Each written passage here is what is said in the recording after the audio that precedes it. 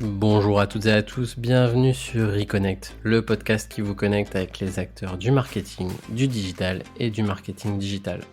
Dans ce podcast, j'ai le plaisir d'accueillir des invités inspirés et inspirants qui vous amènent à vous poser les bonnes questions, qui vous ouvrent les chakras et qui vous donnent des pistes pour repenser votre business. Je suis Maxence van der Zalmen, fondateur de Make Sense for Digital, l'agence qui accompagne les entreprises dans leur croissance en ligne via la publicité et le CRM. Dans l'épisode du jour, je reçois Amandine Blard, responsable SEO chez Perfect Draft. Bonjour Amandine. Salut Maxence. Ça fait plaisir de t'avoir sur ce podcast. Moi, ça me fait toujours plaisir de te rendre service. Très cool. Est-ce que peut-être en premier lieu, tu peux te présenter ? Oui, bien sûr.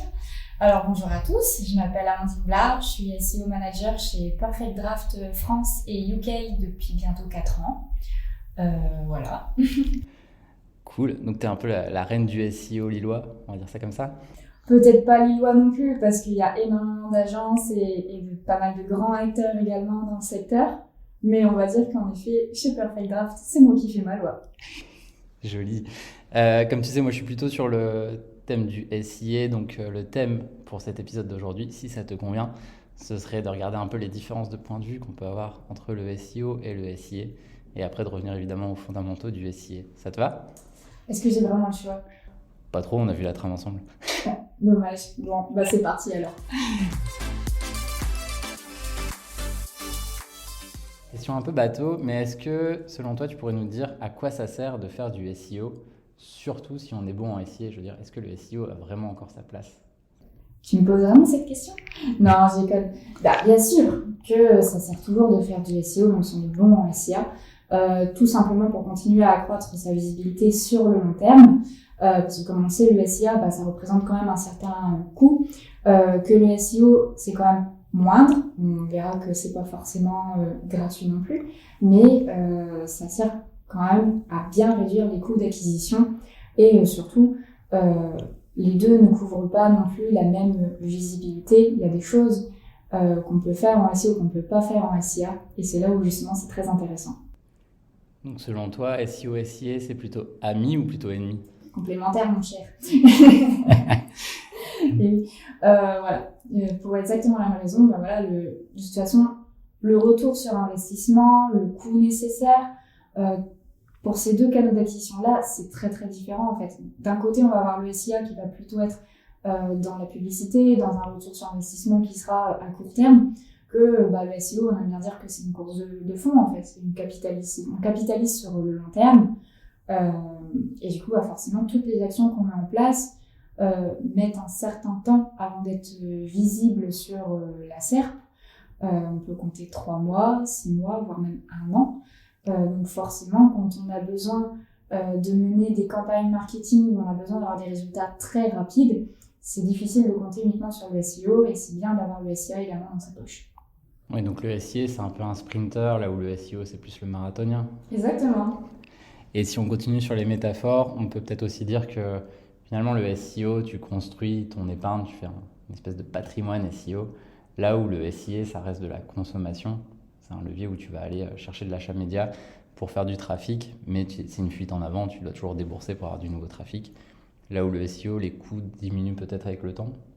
Non, ça ne diminue pas forcément avec le temps, parce que les coûts dépendent vraiment des différentes stratégies, et puis aussi, on va dire, du coût de la prestation, parce que le SEO, en fin de compte, il y a très peu de stratégies sur lesquelles on va devoir potentiellement mettre un budget dessus, mais c'est vrai que comme c'est un effort à long terme, forcément cet effort au final représente un coût de travail, parce que le temps c'est de l'argent, c'est connu, et du coup c'est surtout ce coût-là qu'il faut prendre en compte.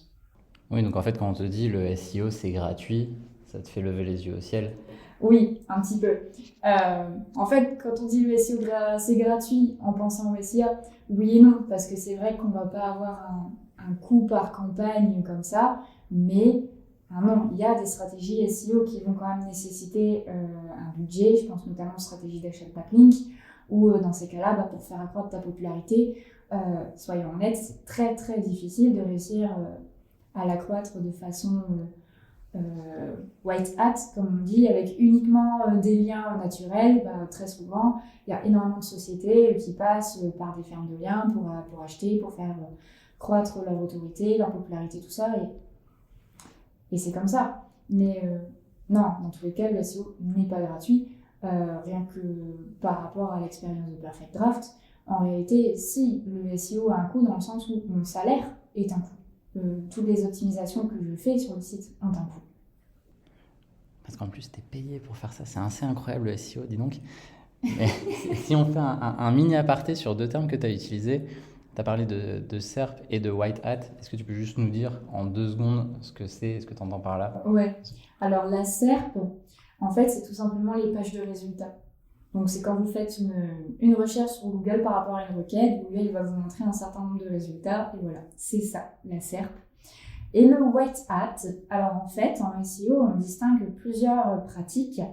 Dans l'absolu, Google voudrait que toutes les optimisations qu'on fasse soient en faveur de l'utilisateur, et du coup, ce soit dans des pratiques blanches, donc white hat, mais chez les SEO, on a quand même pas mal de petits vicieux qui aiment bien aussi optimiser pour les moteurs de recherche, parce qu'après tout, ce sont eux qui définissent les classements.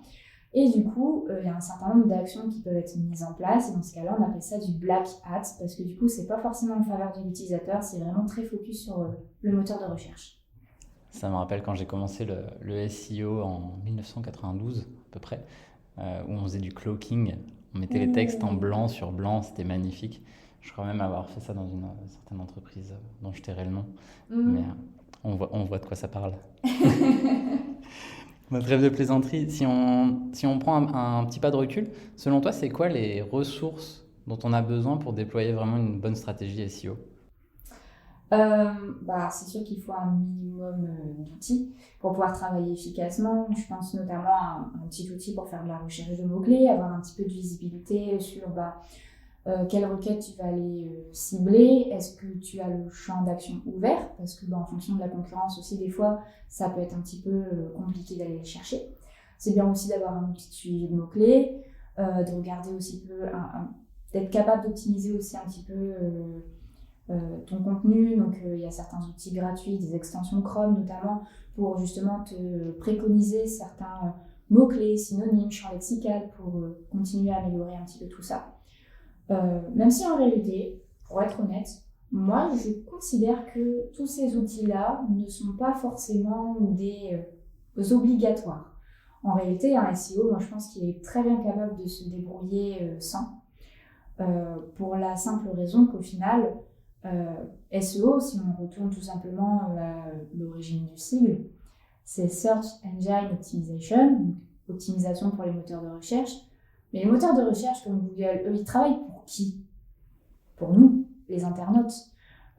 Donc au final, autant optimiser directement pour les internautes.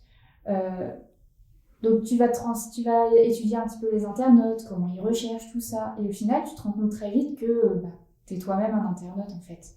Donc tout ce qui va être comportement de recherche, quelles requêtes ils vont taper, tout ça, pour le peu que tu aies déjà la connaissance de la langue, des habitudes de recherche, tout ça dans le pays, tu vas déjà avoir une très très bonne idée de comment tu vas t'y prendre pour aller justement chercher l'internaute et aller atteindre ce trafic.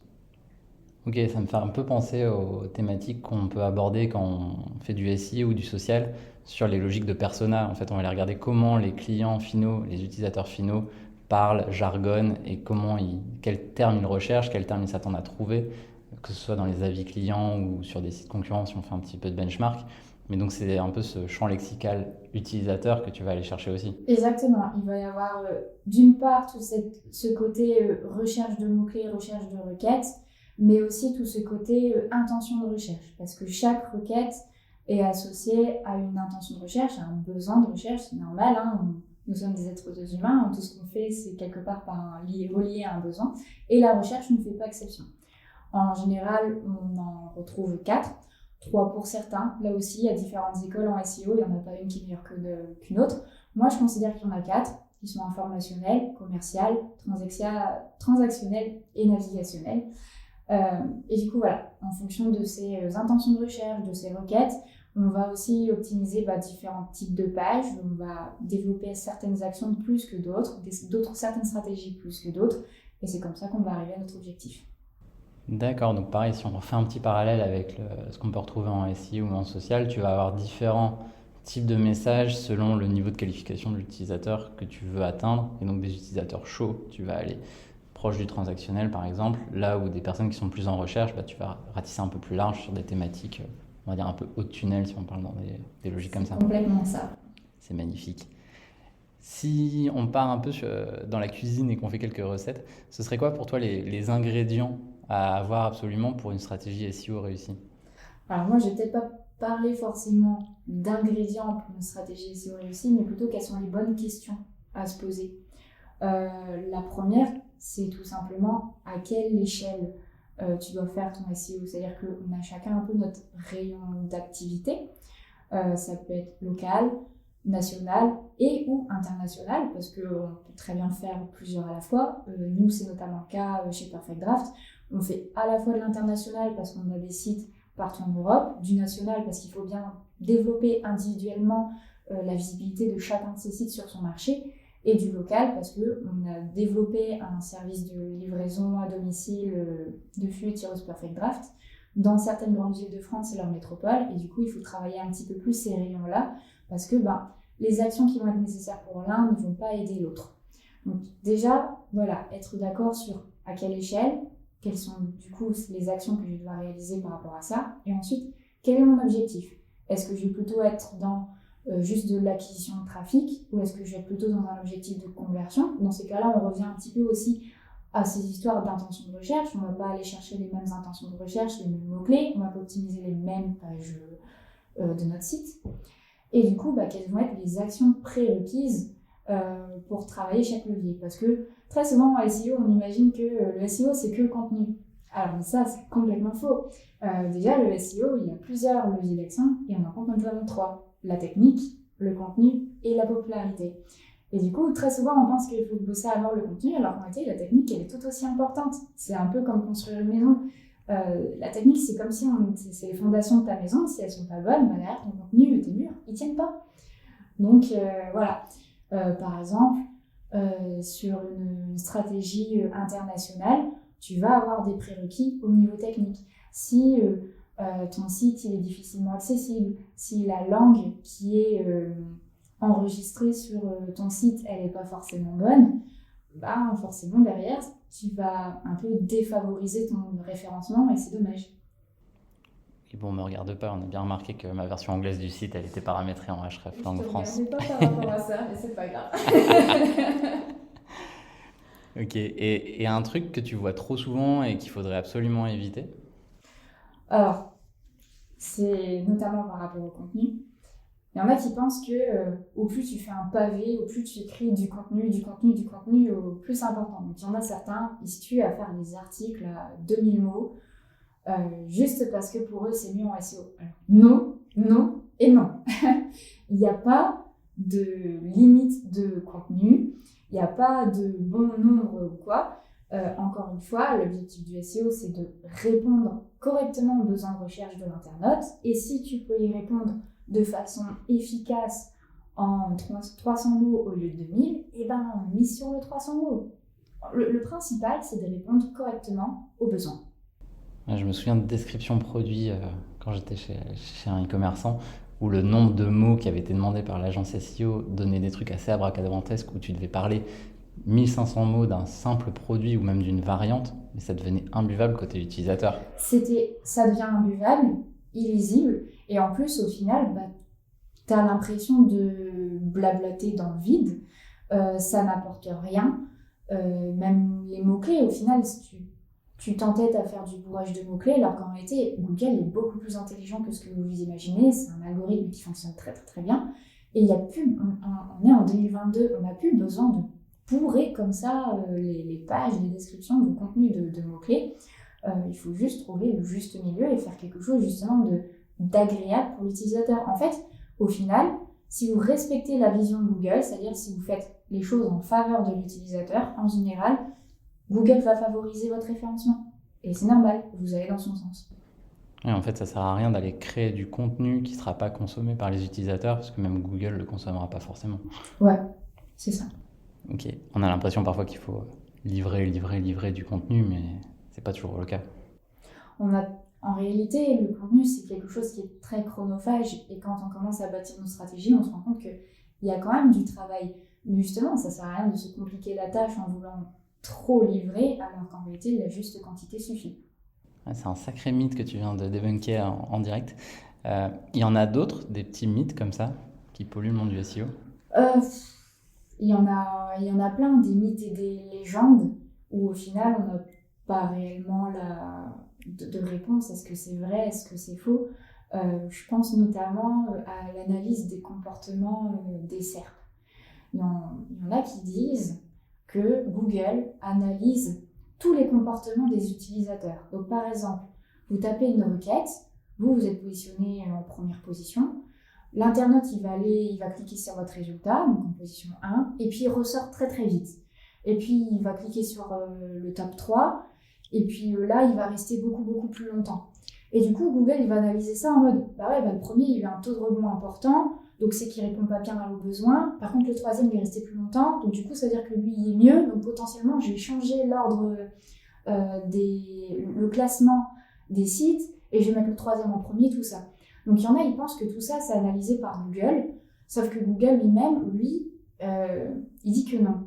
Donc, est-ce que c'est vrai? Est-ce que c'est faux? Il y en a qui ont eu des expériences, qui ont dit que ça a eu une incidence. Moi, personnellement, j'y crois un peu. Parce que c'est vrai que quand j'ai un produit qui tombe en rupture de stock, donc forcément, produit qui ne peut pas être acheté augmente le taux de rebond. Derrière, c'est vrai que très souvent, j'observe une baisse de classement. Mais après, il y a tellement de choses qui rentrent en compte justement dans le critère du classement, parce que les concurrents aussi font du SEO. Donc, je ne sais pas, la concurrence, les mises à jour des algorithmes, tout ça. Est-ce que c'est vraiment le fait que ce soit mon produit qui a été mis en rupture de stock qui a fait ça? Au final, je ne le saurai jamais. Oui, et puis même dans ce cas-là, c'est pas forcément le taux de rebond qui a induit un changement dans les SERP. Ça peut être aussi que l'algorithme Google a compris que quand il y avait les notions de produits épuisés sur un site, que le classement en tout cas devait être changé parce que c'était peut-être déprécié comme contenu. On ne sait pas trop, c'est un peu le flou artistique là-dessus. Ça peut être ça, on ne le saura jamais. Encore un mythe et une légende. Et sur le thème des mythes et légendes, sur le fait que plus tu mets du budget en SIA sur des mots-clés, mieux tu vas être référencé en SEO. T'as un avis? Alors là, non, pour être honnête, j'ai pas trop d'avis parce que le SIA, c'est pas un canal d'acquisition que je maîtrise beaucoup. Donc je suis incapable de dire s'il y a une vraie corrélation là-dessus entre le SIA et le SEO. Ça reste une vieille légende urbaine. Certains y croient profondément, d'autres pas du tout, d'autres n'ont pas d'avis. Ça restera quelque chose d'assez mystérieux, mais si quelqu'un a l'info, on est toujours preneur des retours. Et peut-être pour se donner un petit peu d'ouverture et clôturer cet épisode, est-ce que tu vois quelques gros changements à venir dans le monde du SEO, des choses à pas louper si on veut être un peu en veille sur le monde du SEO? Alors, des gros changements, peut-être pas forcément parce que le SEO, c'est quand même quelque chose qui avance pas à pas, petit à petit, et ça fait quand même des années qu'on n'a pas eu vraiment de très très grosses mises à jour. Mais c'est sûr que il y a des choses à prendre en compte et sur lesquelles il faut quand même rester attentif par rapport aux nouveaux comportements de recherche de l'internaute. Je pense notamment à la recherche par image qui est en train de se développer, la recherche vocale, où ça fait déjà depuis plusieurs années où on tire un peu la sonnette d'alarme en mode faites attention à ça et adaptez aussi un petit peu votre façon d'optimiser vos pages pour que ça remonte plus facilement. Et surtout, en ce moment, un sujet qui est en pleine effervescence, c'est le SEO local, avec notamment l'optimisation de votre fiche Google My Business, où ça, c'est sûr que c'est un levier qui peut donner quand même de très très beaux résultats et auxquels on ne pense pas forcément toujours. Cool. Donc pour toi, c'est pas trop tard pour se mettre au SEO, quel qu'il soit? Ah non, il n'est jamais trop tard pour se mettre au SEO. Même si c'est sûr que c'est toujours mieux de s'y prendre le plus en avance possible, mais jamais trop tard pour s'y mettre. Nice. Écoute, merci beaucoup Amandine pour tous ces insights. C'était un super épisode. On a bien tenu le timing, c'est magnifique. Et si on a des questions sur le SEO, on peut te retrouver sur quel réseau? Sur LinkedIn, évidemment. Évidemment. Merci à toi et à très vite. Comme d'habitude, votre soutien est essentiel pour la bonne diffusion de ce podcast. Donc vous pouvez nous laisser une évaluation positive sur les plateformes qui le permettent et repartager sur les réseaux sociaux habituels.